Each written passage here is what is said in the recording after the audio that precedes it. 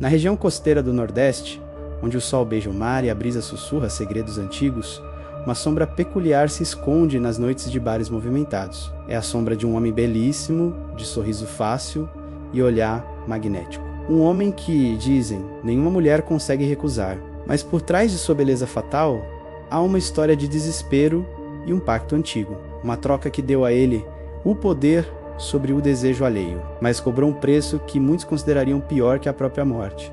Ele era Henrique Vasconcelos. E esta é a história de como ele vendeu sua alma em parcelas, em troca do poder de seduzir. Preparem-se, pois nem todo flerte inocente é o que parece, e alguns amores vêm com um custo que se paga com a própria essência. Henrique Vasconcelos, aos 31 anos, era a personificação da invisibilidade romântica. Bonito de um jeito discreto, inteligente, mas carregava consigo uma barreira invisível que impedia qualquer conexão mais profunda. Em baladas era o que ficava no canto. Em conversas, as mulheres sempre olhavam por cima do ombro dele, procurando alguém mais interessante. Ele era consumido por uma solidão amarga e uma inveja silenciosa dos amigos que pareciam ter um ímã para o sexo oposto. Henrique queria ser amado, ser desejado, ser o centro das atenções femininas. Essa obsessão corroía sua autoestima e o empurrava para um abismo de desespero. Ele havia se mudado para uma pequena cidade costeira no Nordeste, buscando um recomeço, mas a solidão o seguiu. Foi numa dessas tardes, caminhando pela praia deserta, sob um sol escaldante, que ele conheceu o velho. O velho era uma figura enigmática, pescador artesanal, com a pele marcada pelo tempo e pelo sal. Seus olhos, de um azul quase transparente, pareciam ver através da alma das pessoas. Ele estava consertando sua rede, sentado sob um coqueiro, quando Henrique, em um impulso de desespero, desabafou sobre sua solidão. O velho ouviu, sem interromper. Quando Henrique terminou, o pescador pegou um graveto e começou a desenhar símbolos na areia úmida. Sua voz rouca e baixa foi como um sussurro do próprio março. Você quer ser desejado, meu filho? Quer que as mulheres vejam em você o que ninguém mais vê? Henrique assentiu, sem palavras. O velho sorriu. Um sorriso sem dentes que não atingia seus olhos. Existe um encanto antigo. Não é magia negra, não. É um pacto com o desejo mais profundo do mundo. Mas ele cobra o que te faz humano. O ritual, ensinado pelo velho, era perturbador em sua simplicidade. Precisava ser feito à meia-noite, na mesma praia, sob a lua cheia. Um pouco de sangue do próprio Henrique, misturado com sal marinho, untado sobre uma concha específica, oferecida ao mar com uma invocação e um dialeto que ele nunca havia ouvido antes. A cada lua cheia, o ritual deveria ser repetido. Henrique, em sua busca desesperada por amor e atenção, aceitou. Naquela noite, sob a lua cheia, ele cortou o dedo, misturou seu sangue com o sal daquele mar antigo e recitou as palavras que o velho o ensinou. Ele sentiu um arrepio gélido que veio do mar e o atravessou até a alma.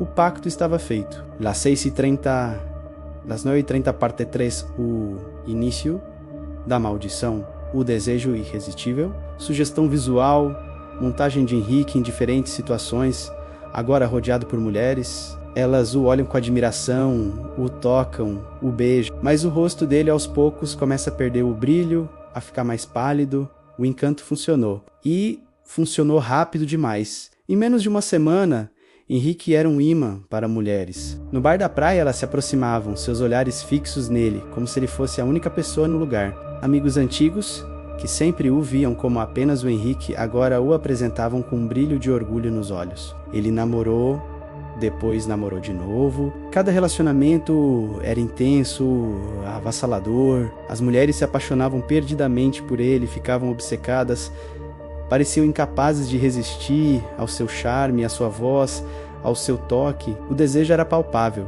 quase predatório. Mas depois de alguns meses com Henrique, algo mudava. Não nelas, mas nelas. Os relatos de ex-namoradas de Henrique eram perturbadores e consistentes, mesmo que elas não soubessem a conexão entre si. Ana, sua primeira namorada após o pacto, desenvolveu pesadelos vívidos de seres sombrios roubando sua energia enquanto dormia. Ela começou a perder cabelo em mecas, sua pele ficou pálida e ela foi diagnosticada com crises de pânico severas. Ela terminou com Henrique, mas a sensação de ter sido esvaziada nunca mais a deixou. Clara, a namorada seguinte, perdeu o brilho nos olhos. O que antes era paixão virou uma melancolia profunda. Ela passava dias na cama, apática, sem vontade de comer ou viver. Médicos não encontravam nada físico, mas ela dizia que Henrique havia levado sua alegria. A cada relacionamento que terminava, a cada mulher que adoecia e se afastava dele, Henrique notava uma mudança em si mesmo. Ele ficava mais frio, mais vazio, a emoção genuína, a capacidade de sentir alegria ou tristeza, parecia se esvair de seu ser. Ele era um recipiente e o pacto lentamente estava drenando sua essência. Seu charme, antes um desejo profundo, agora era um buraco negro que sugava a vitalidade de quem se aproximava. Ele estava se tornando o que o velho havia avisado, o desejo personificado, sem identidade própria. Na última noite em que Henrique foi visto, ele estava com uma jovem chamada Isabela. Ela havia se apaixonado por ele de forma avassaladora, como todas as outras. Isabela acordou no meio da noite. A cama estava vazia. Ela abriu os olhos e o viu parado no canto do quarto escuro, de costas para a janela, olhando para ela. Ele estava sorrindo. Um sorriso que não era humano. Os olhos dele brilhavam com um fulgor quase fluorescente no escuro. Eram olhos que não pareciam pertencer a Henrique Vasconcelos. Isabela, tomada por um terror primitivo, não gritou. Ela se levantou, cambaleou para fora do quarto e fugiu sem olhar para trás.